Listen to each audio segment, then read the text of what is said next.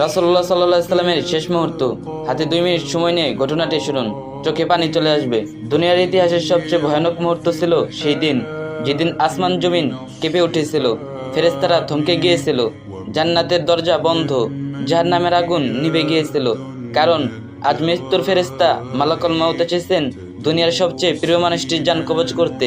মদিনার সেই দুপুর, রাসূলুল্লাহ সাল্লাল্লাহু আলাইহি সাল্লাম বিছানায় শুয়ে আছেন, চেহারা বিবরণ, শরীর ঘামছে। সাহাবীরা একপাশে বসে কাঁদছেন, আর মা ফাতিমা রাদিয়াল্লাহু তাআলা আনহা কাঁদতে কাঁদতে বলছেন, আব্বা, আপনার এত কষ্ট কেন? রাসূলুল্লাহ সাল্লাল্লাহু আলাইহি সাল্লাম বলছেন, ফাতিমা, মৃত্যুর স্বাদ এত কঠিন যে পাহাড়ের চূড়ায় যদি রেখে দেওয়া হয় তবে তা গড়িয়ে যাবে। আসমান থমকে গেছে, ফেরেশতা জিবরাইল আলাইহিস সালাম দাঁড়িয়ে, চোখ থেকে টপ টপ অশ্রু পড়ছে। এমন দৃশ্য কোনো ফেরেশতা জীবনে দেখেনি।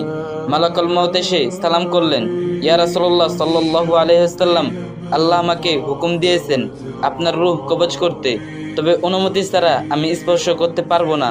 প্রিয় নবী সাল্লাল্লাহু আলাইহি ওয়াসাল্লাম চোখ তুললেন, বললেন, ওহে মালাকুল মউত, আমার উম্মতের মৃত্যু কেমন হবে?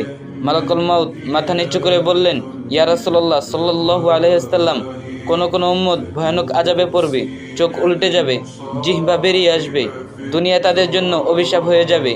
রাসূলুল্লাহ সাল্লাল্লাহু আলাইহি ওয়াসাল্লাম কেঁদে দিলেন, বললেন, হে আল্লাহ, আমার উম্মতের আযাব আমার উপর দিয়ে দাও, আমি নিতে রাজি, তাদের ক্ষমা করো। একথা শুনে ফেরেশতারা কেঁপে উঠল।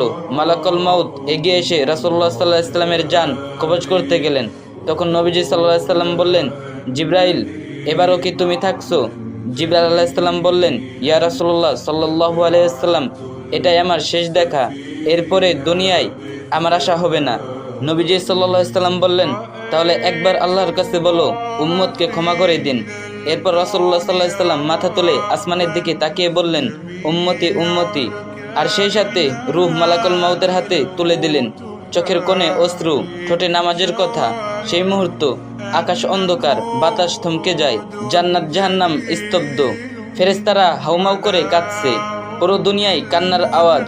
রাসূলুল্লাহ সাল্লাল্লাহু আলাইহি ওয়াসাল্লাম মৃত্যুর সবচেয়ে কঠিন যন্ত্রণা নিজের জন্য নিলেন, শুধু যেন আমরা জাহান্নামের ভয়াবহতা থেকে বাঁচি। আর আমরা কি করছি? নামাজ গুনার জন্য ভুলে গিয়েছি। আজও সময় আছে ভাই, ফিরে এসো, একবার সিজদায় পড়ে বলো, ইয়া আল্লাহ, রাসূলের উম্মত হয়ে তোমার কাছে ফিরতে চাই। কথা কোনো ভুল ত্রুটি হলে ক্ষমার দৃষ্টিতে দেখবেন, আর ভিডিওটা একটা শেয়ার করে দিবেন, আর যে যত পারেন বেশি বেশি কপি লিঙ্ক করে দিয়েন।